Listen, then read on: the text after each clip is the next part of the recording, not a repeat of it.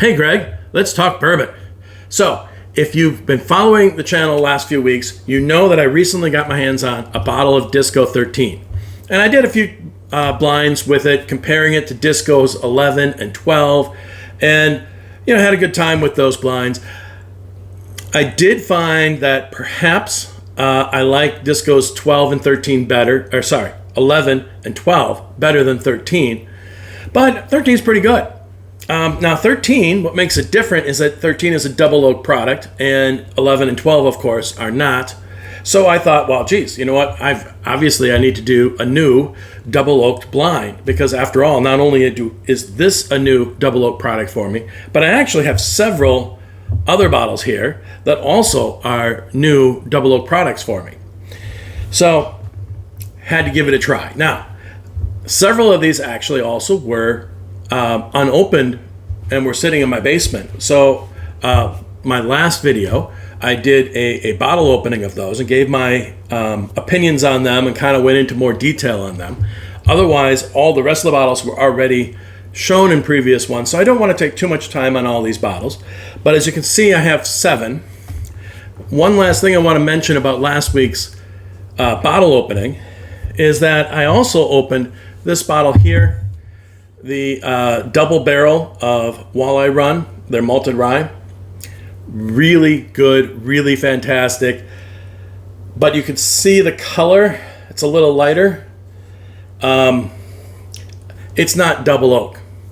It's double barrel, as it said. But when you read it more carefully, it says that it's a 7-year in char 3 barrels, toasted barrels. And the notes on this, there are some light toasted notes. There's a little bit of toasted coconut and a little bit of marshmallow in this. You don't have any of the double oak kind of notes, those deeper, richer notes that you might think of, like molasses and chocolate and notes like that. You don't have any of that going on in this bottle. So I was thinking about putting it in here. I realized that really this belongs in a toasted blind, not a double oak blind. So that's what happens when you open a bottle live on camera, right? So anyways, that's going to go to the side. It's not going to be in this blind. I have then 7. You may also have remembered, if you saw some of my previous ones, that I was talking about whether or not I should run out and get myself a new bottle of the Woodford's double oak, because I drank up my last one. And well, anyways, here it is. So obviously I did that. So I've got 7 bottles. Just to give you a quick rundown about them, I do have a little bit of variation here on both price and on proof point. These 3, 4 here are all lower proof. We've got about 90 proof or so. These 2 are at 93 proof, the 2 Foresters, and the Sagamore is at 96 proof. So these are all below 100. Meanwhile, these other 3 here are a little bit higher. The Peerless is at 109. This one here is at 115. This is the rye, this is the bourbon. And the Disco 13 is at 111.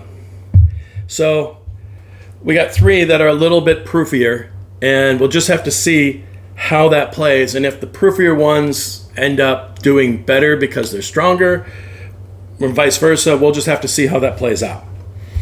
So other little things to think about here. I think this bottle here, everybody is familiar with it.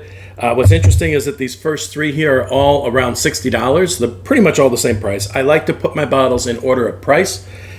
I just picked an order here, I guess, from smallest to tallest, because I don't know. I had to put them in some order. They're all about $60. So the Woodford Reserve, like I said, is probably the lowest proof one here, but everybody should be familiar with it. I wanted to make sure I put it in the blind because it's a bottle that people know and can then compare based on what I'm doing up here.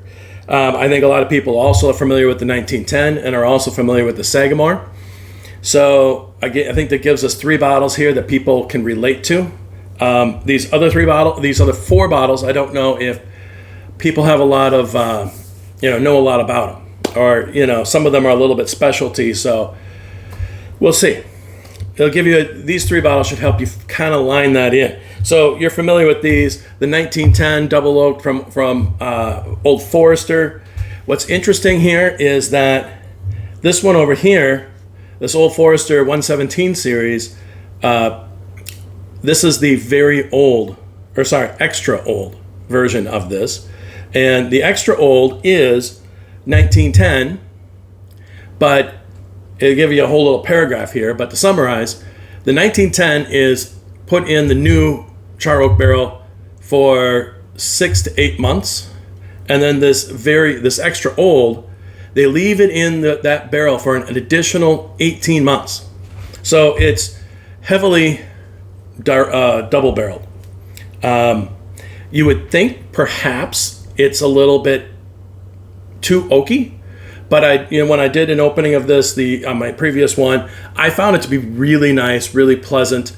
It is obviously has a lot of those darker notes, but I'm telling you, the 1910s tasted young compared to the extra old. The extra old tasted older. It tasted just more sophisticated. So we'll just have to see how that goes here. I'll have my further comments on that in a minute. The Sagamore, I think everybody is familiar with this. This is a great double oak rye that I don't think needs much introduction.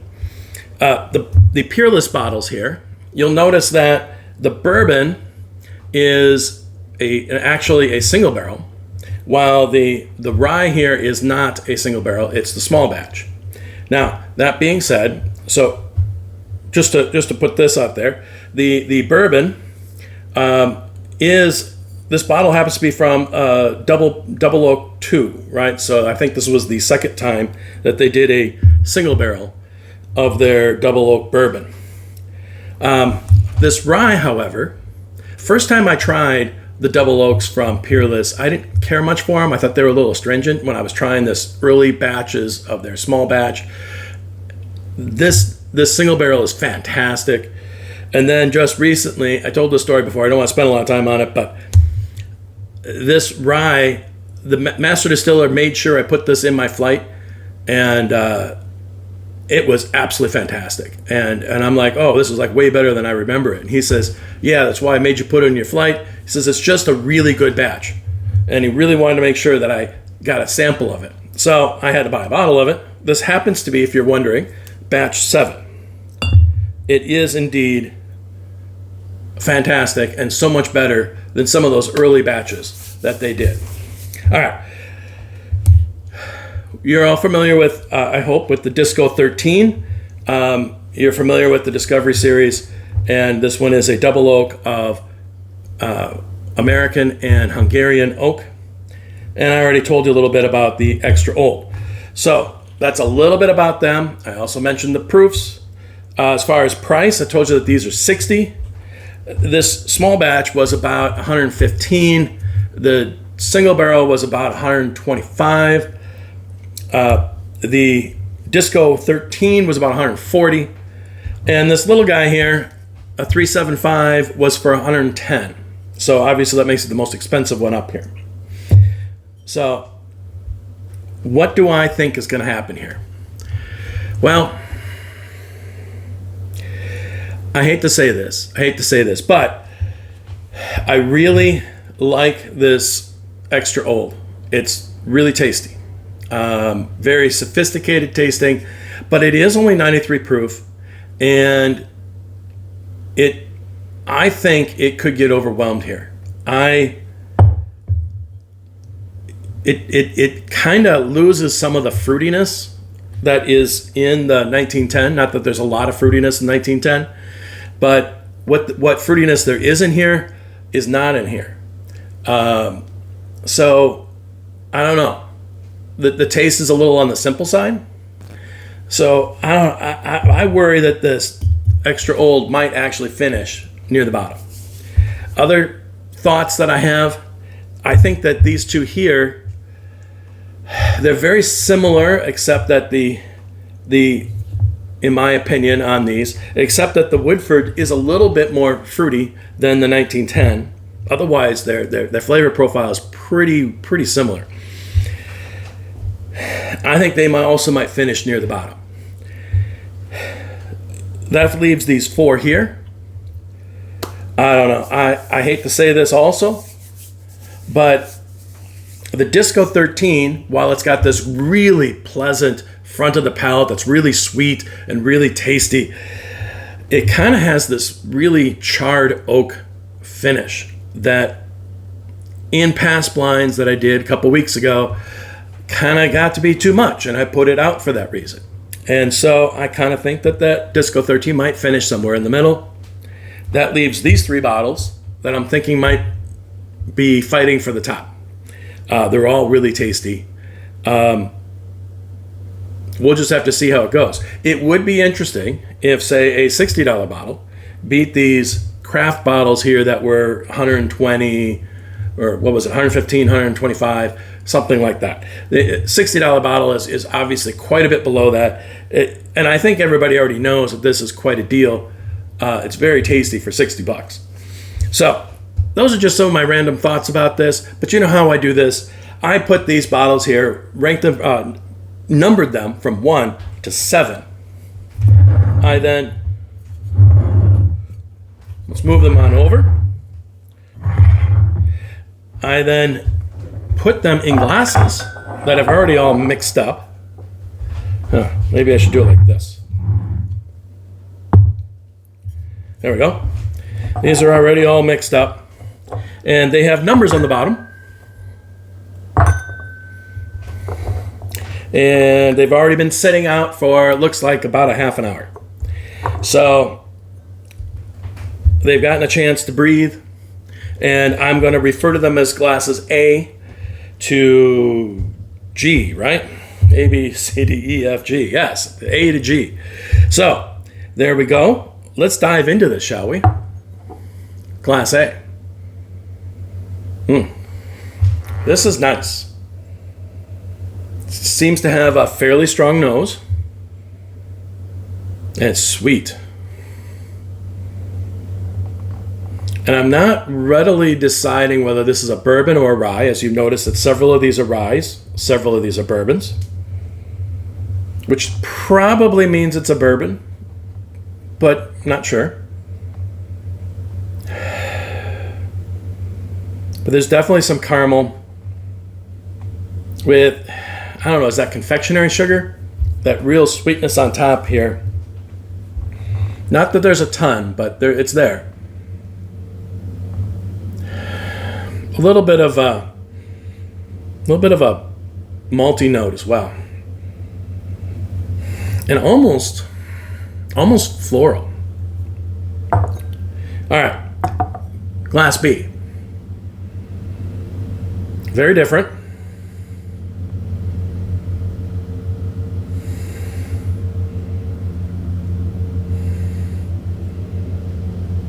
Wow, this smells like a rye. I'm starting to get some of that lemongrass.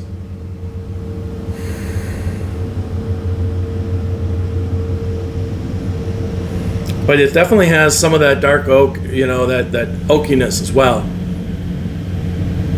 I just can't catch a break. In my last video, I had them out there chipping. And today I think I've got the leaf blower guy, the big truck that comes along and picks up the leaves.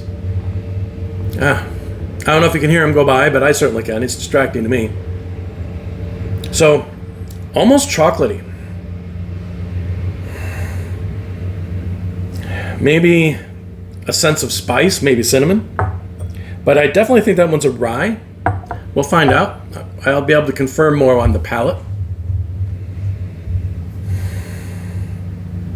Glass C.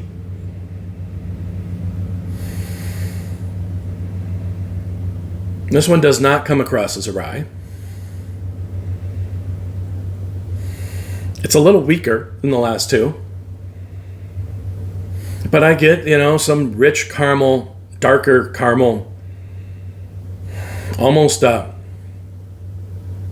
heading into either a brown sugar or into a molasses.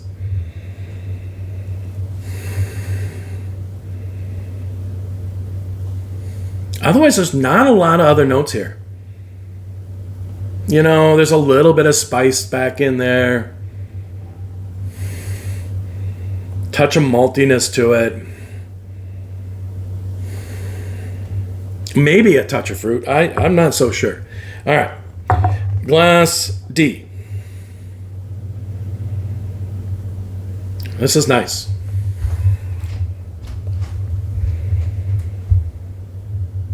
It's a little lighter than my last glass in terms of lighter profile. Sweeter. This one's got vanilla and confectionery sugar in it, and along with the caramel.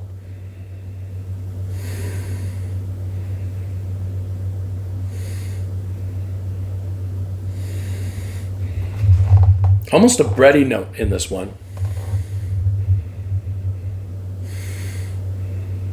Not much of a sense of spice, but maybe a little.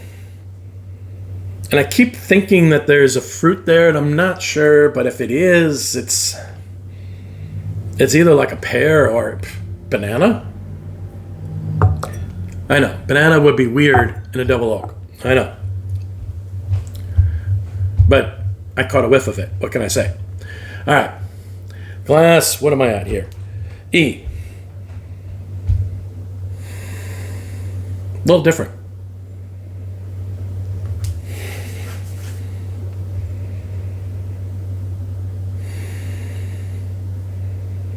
This one comes across quite oaky. I mean, that's the predominant nose, note that I get on the nose is just a real sense of oak, char.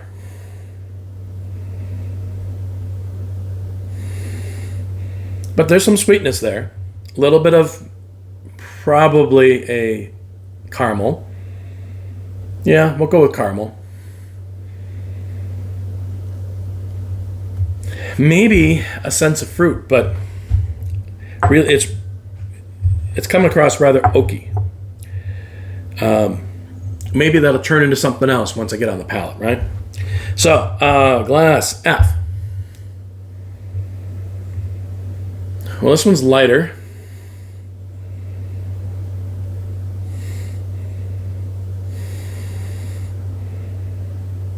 This one is much more into the caramels with, I think, some vanilla with it. Yeah, definitely I would go with the vanilla with it. Some cinnamon. Maybe a touch floral.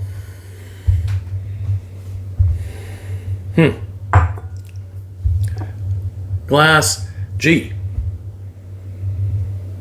Wow, this one is really nice. Oh my goodness. I don't know which one this is, but this smells really nice. And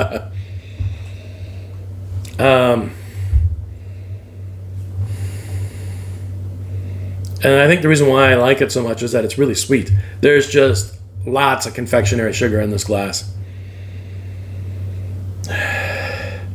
Smells like candy. Do I get a little bit of lemongrass in there? So this could be another rye.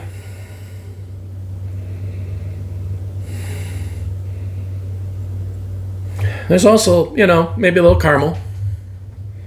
But boy, that confectionery sugar, you can't get away from it. It's almost even gives across kind of a taffy kind of a note to it. Wow, I like that one best for the nose. I'll tell you that right now. But then I like sweet things. So let's get on the palate, shall we? Glass A. Did I say fruity before? This definitely has fruit along with the caramel.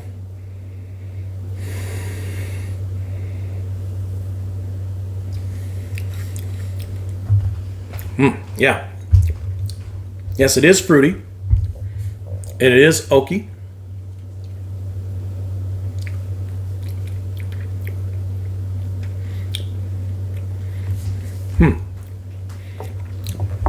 Got a little bit of spice to it. More coming in on the second sip. Wow. What fruit was that? I gotta get a sip of water there to find out.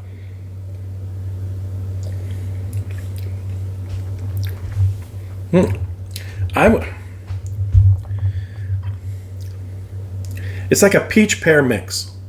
That's what I would say the fruit is.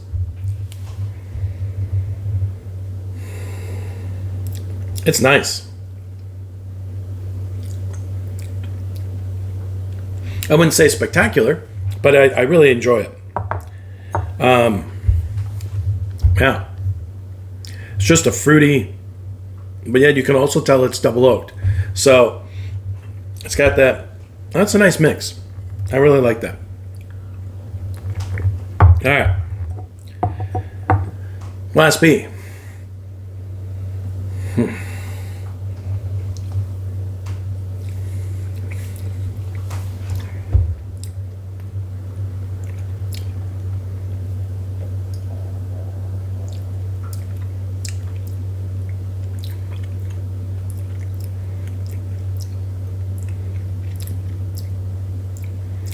Okay, this is the first one that I thought was a rye, right?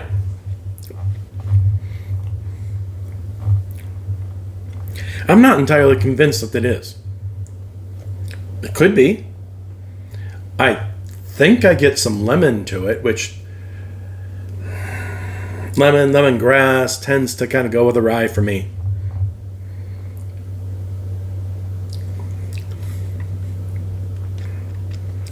But there's a lot of confectionery sugar.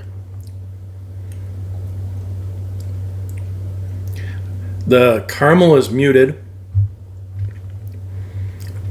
And it's got that oakiness to it, but not heavy. It's rather light on that oakiness, that double oakness.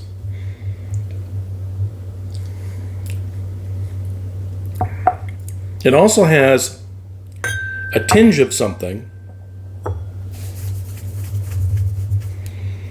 A strange note that I know either has to be either the Sagamore or it has to be the Disco 13.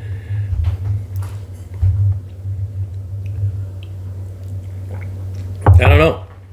And to be honest, I'm not certain that's obviously one's a bourbon and the other one's a rye.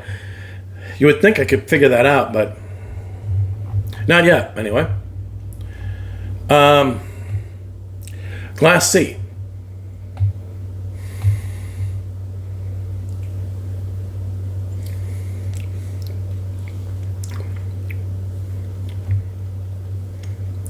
Well, it's definitely malty. And it's definitely dark caramel.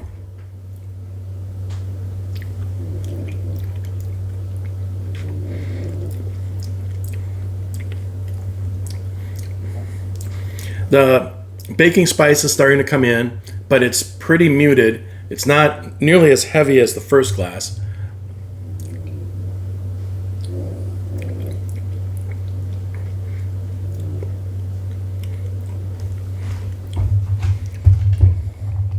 I'm searching for a fruit. I don't really get one. Yeah. I get confectionery sugar, maltiness, oak, spice, and some dark caramel.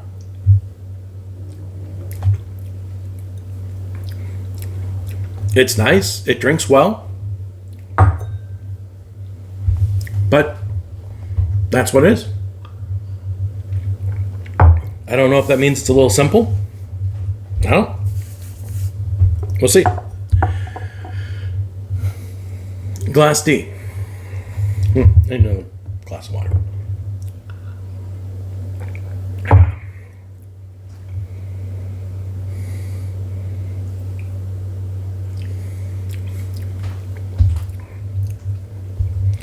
This one, right off the bat, definitely some either fruit or floral. It's a lot different than that last one where I couldn't find anything like that at all.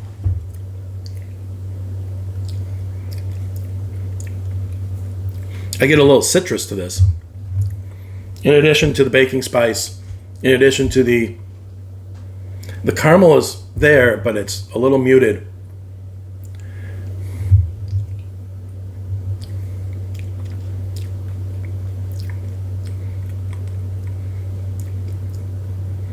Well, yeah, the spice is kind of picking up. What is that fruit, though?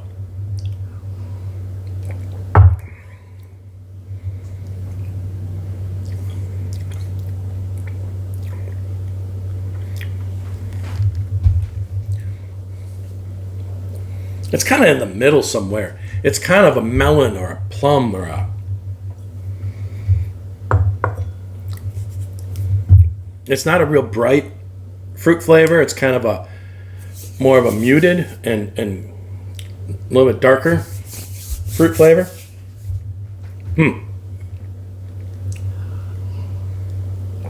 Let's go to glass E. I gotta say glass D, it was good, but I don't know. Might not be as good as the others so far. This one's got a nice nose. Glass E here, right? There's something interesting going on with this glass.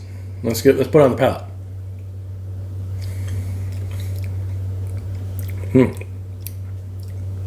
Chocolate. Boom. There it is. It's chocolate. That's what's different.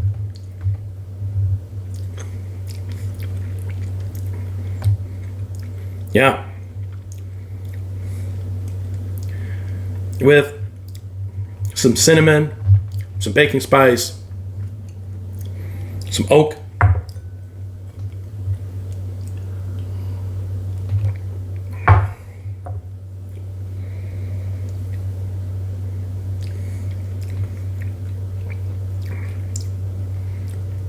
Might even be a little citrus in this glass. Did I say that already? I don't know.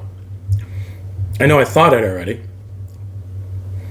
And then there's a sweet note in here. It's not sweet forward though. It's definitely chocolate forward. And then the spice kind of comes in. But the sweetness is definitely not a confectionery sugar.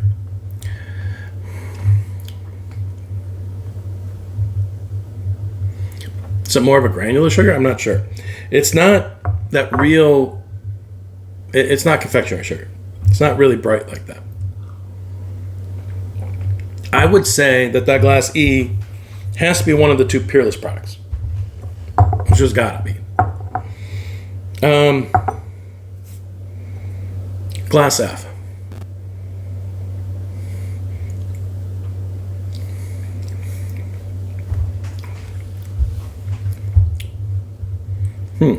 This is tasty. Did I say before this was a rye? This is kind of tasting like a rye.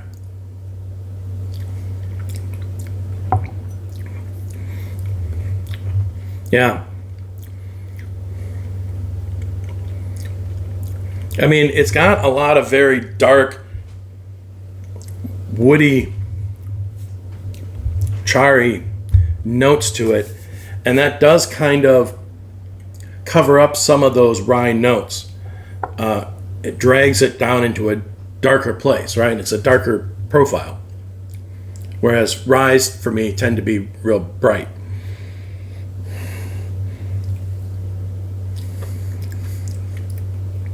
But I do think it's a rye. I think that's what it is. It's just a rather dark one.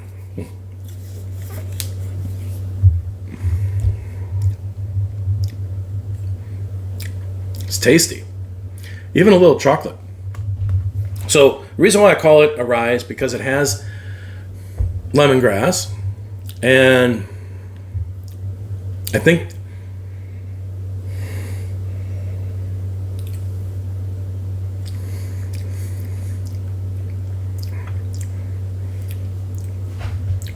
the rest of the notes from the rye kind of get obscured.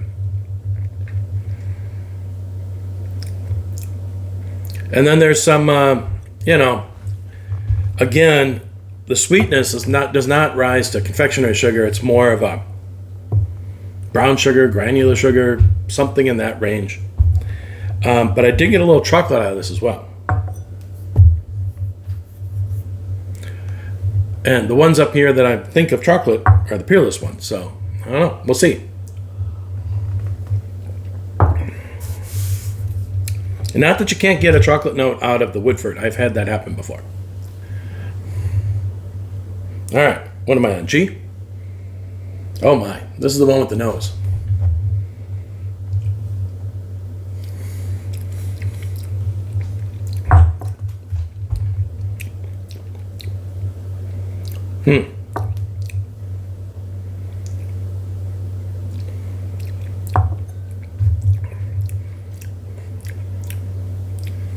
That's got to be Disco 13.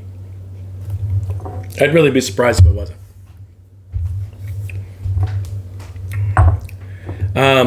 Disco 13 is known to me to have a strong nose, strong on the palate, really sweet, really good nose, really sweet front of the palate, and then get kind of this charred oak in the back of the palate.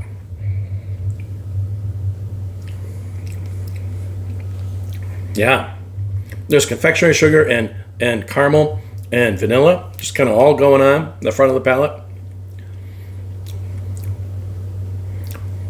There is a candy-like aspect to that front of the palate. And then you don't get that same, instead of like a lot of oaky products, you kind of get that real heavy oak spice. This doesn't have that. It has just the taste of charred wood. I know it's a little odd. That's what it is.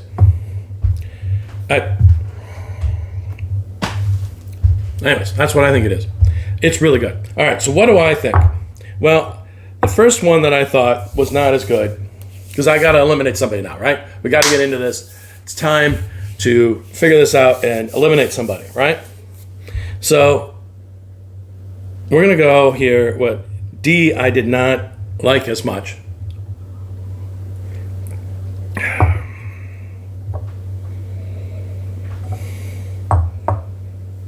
And I think C needs further looking at.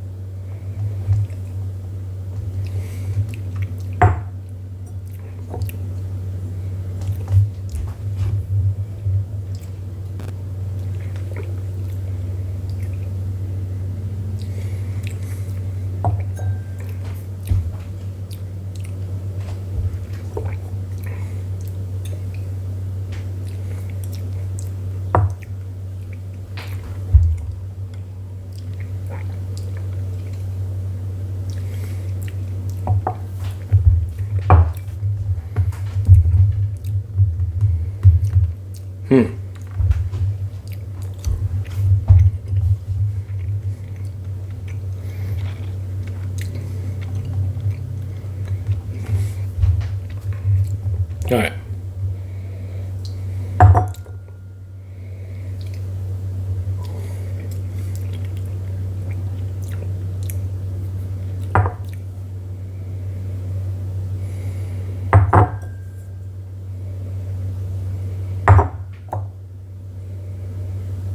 Well, for better or worse, I'm going to put D.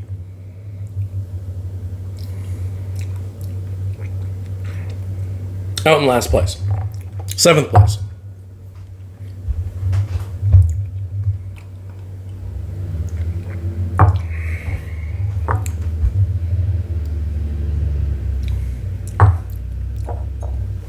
Yeah, that's nice.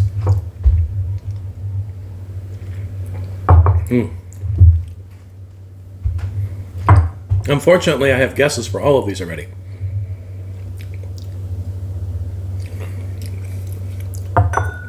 Which isn't a good thing. I try not to do that, but I know my bottles. Especially getting ready for this blind, I've been doing a little sampling all through the week. And so I've really gotten to know these bottles. And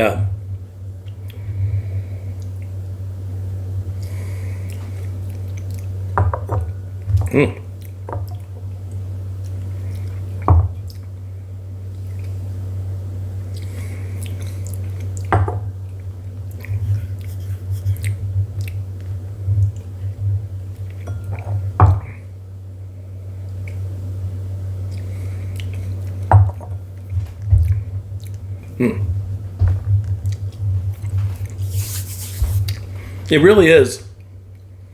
These four are better. These two aren't quite living up to it. Now that one was a step behind these two. What's interesting is that this A is on the fruity side as far as double oak products go, right? And the C is really nice, but it doesn't have as much going on.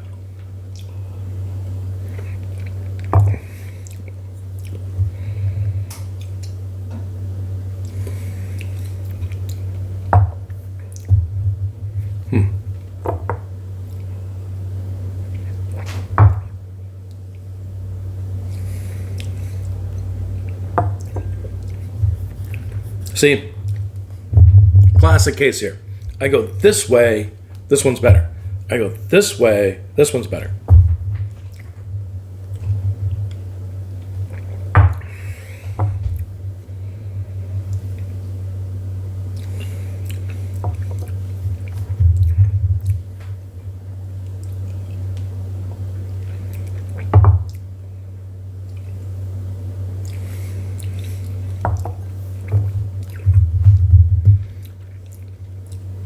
To me, they're both kind of disappearing a little bit.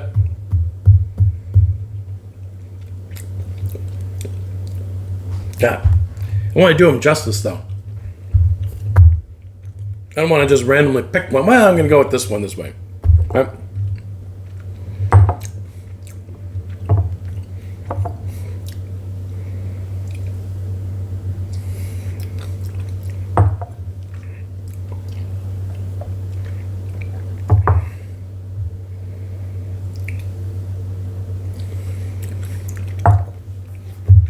Yeah, I'm going to go A in 6th place. And then I'm just going to go right away with C in 4th place. Right? 7th, 6th, 5th place. All right. So that leaves us with B, E, F, and G. More cheese. Cheese does such a good job in resetting the palate.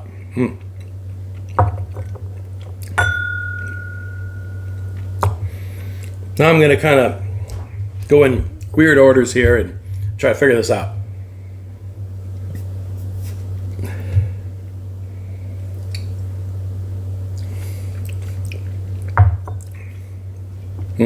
Chocolate. That's a chocolate bomb.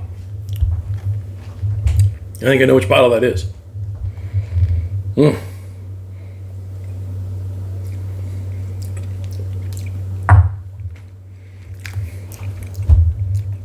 Almost anise-like, this glass. The nose is better on this glass than the palate, but the palate's still pretty good.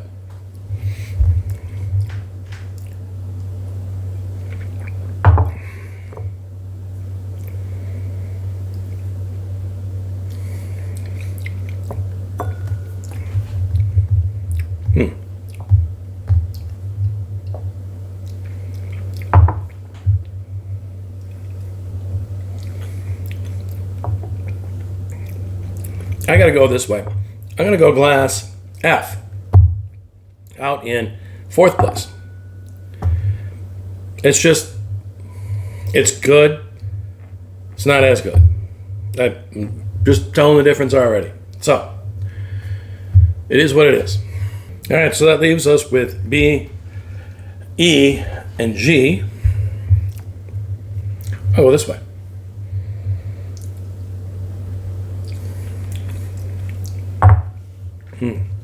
That's just got to be Sagamore.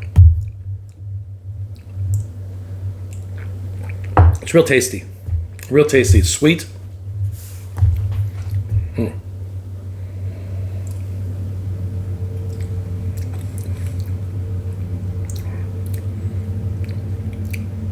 Yeah. Sweet. The oak isn't too much. It's a little bit of a rye note to it. It's nice. Does have a little bit of that artificial note that I talk about.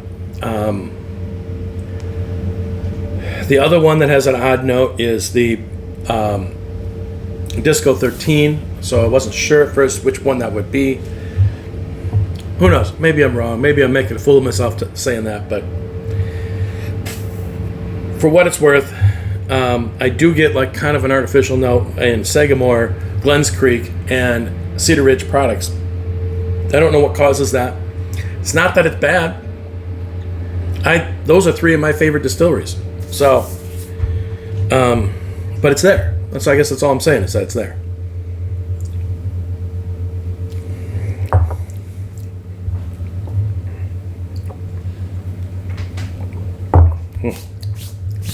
Dripping all over myself.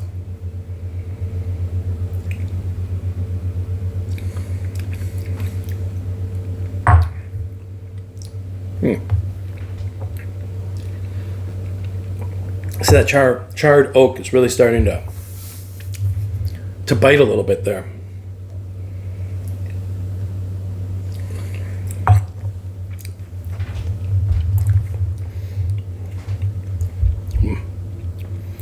What's interesting is this Glass E, it's a little more subtle than these other two glasses. These other two glasses are a little stronger. But this Glass E produces this really nice, just beautiful chocolatey note. It's just really good.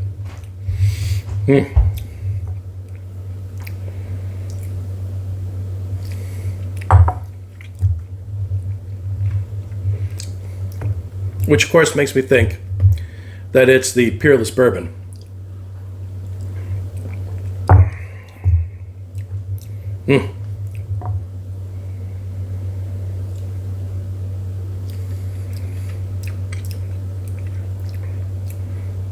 That's really disappointing. So this one, out of the chute, this Glass G, started out as the star. It's starting to come down to earth because it's starting to get real. It's starting to get pulled down by that char oak. All right.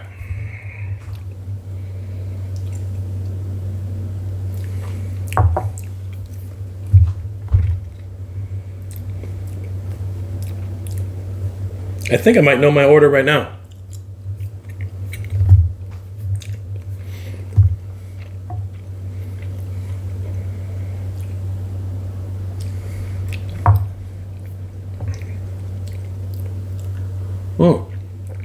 The cheese really perked that up.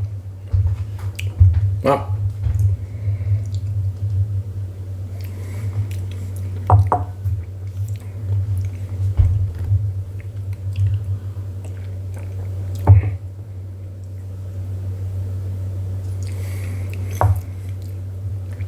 Maybe I don't know my order.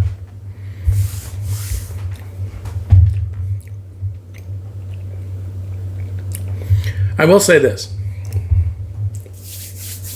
These are all pretty close. These last three, they're all pretty close.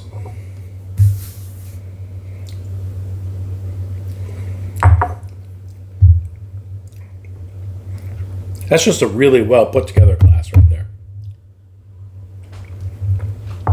If you're looking at like the entire glass, that's just really well done.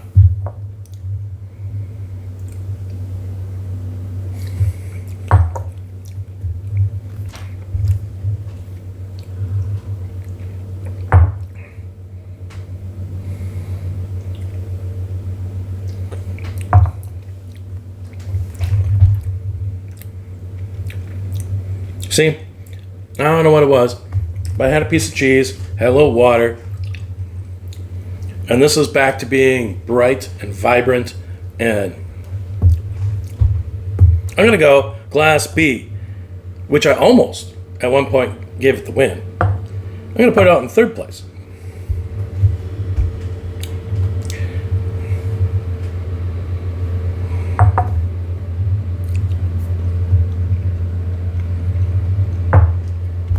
I almost put glass G out in third place until I had that previous piece of cheese. And it just kind of got rid of all that oak that was building up on my palate.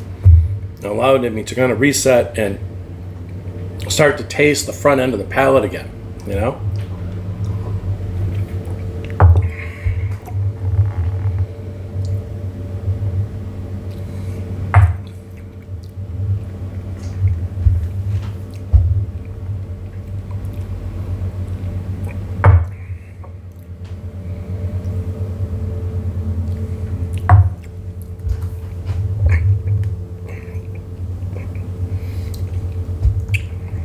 These are both really good, but in different ways. All right, this is what I'm doing. I'm going to put G out in second place, and I'm going to go E in first place. That's what I got. Let's see what I did. Oh, these first three glasses. Okay, I told you what I think these four glasses are. I shouldn't do this because I'm probably wrong. Right, I'm going to preface that I have done videos where I've just been way out in left field. But since I kind of think I know what these are, I might as well take a guess at those. I think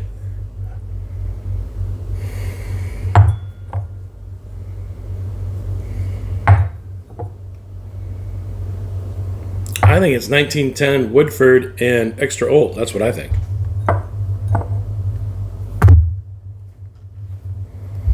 Probably wrong. But let's see what I did here. All right. In seventh place, glass D. Well, that's the Extra Old. So I thought this was the 1910. No, it's the Extra Old. Now, I did say that I was worried that the Extra Old would finish dead last. And, well, it did. There you go. Extra Old. It's good. It is. But it's, you know, right away in the first time through the lineup, I picked that glass out as just not being as good.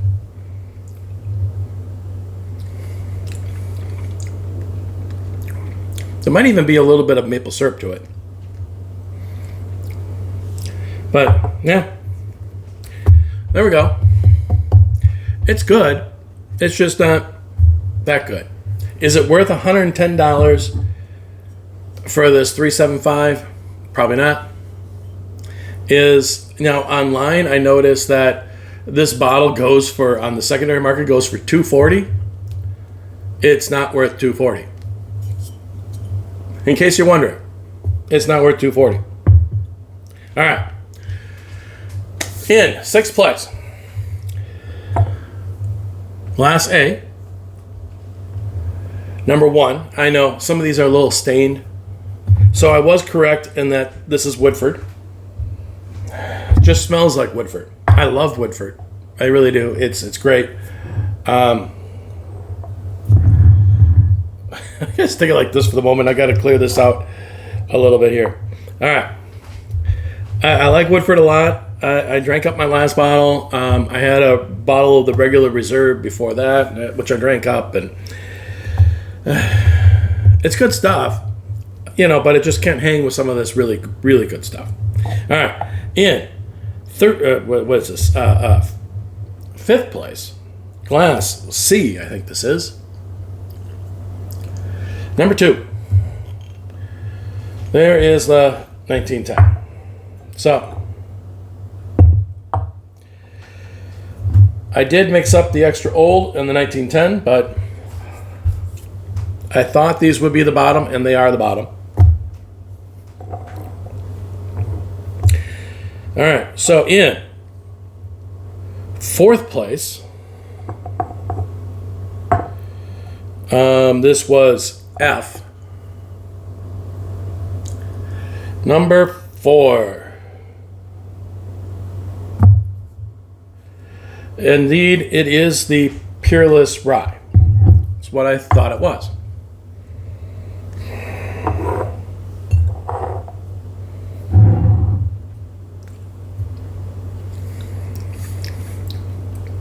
Oh, this glass is so much better than those 3. So much better. I know it finished in 4th, but this is really good. I even get a little mint out of it right now. So much better than those 3 glasses. There really is a divide right here. We got these 4 and then those 3. All right. In third place, I think this was B.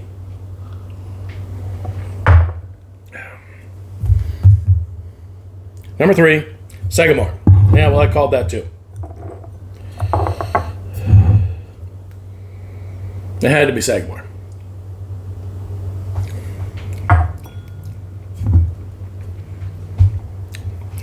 Really good. The reason why, the Peerless, I think, has more going on. This Peerless Rye.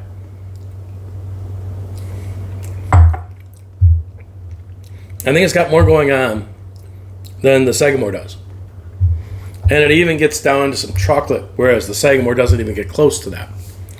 What the Sagamore does, though,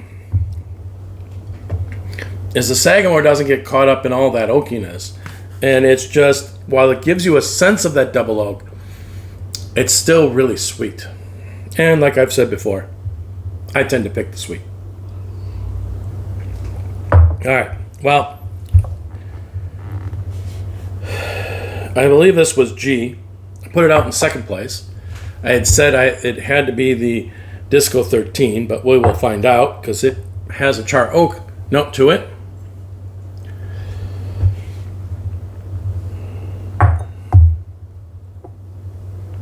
Yeah, well, that's right. I had the extra oak there. So yes, so number 6 is indeed this because the extra oak was 7.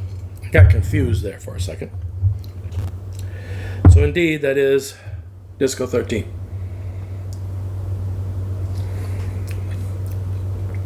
Best nose.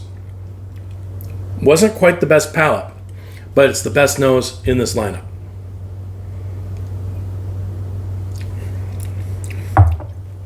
And it does. I stand by my statement that the nose is better than the palate. Yeah, the nose is phenomenal. It really is. It's phenomenal. Unfortunately, the palate is kind of really good. So, just doesn't quite live up to phenomenal. All right. And in first place. Yes, number 5. Peerless Double Oak. Bourbon. This thing is a chocolate bomb. This is a single barrel. Like I said, this is single barrel 2 of the Double Oak. I think this is one of those things you had to go to the distillery in order to get it when it was available. If you know anything about Peerless, every few days to a week or whatever, they do one single barrel at a time. So they do a single barrel, they give it a name, they put it out there. When it's gone, and they've got the next single barrel that comes in. And that's how they roll. And if you want a single barrel, you got to go to the distillery. I am telling you, this single barrel of their Double Oak bourbon is it's so good. It doesn't have the strongest nose, but it's good nose. But yeah, there's just nothing wrong with this glass at all. How do you find something wrong with this? It's just a really, really well put together glass. All right, so there we go.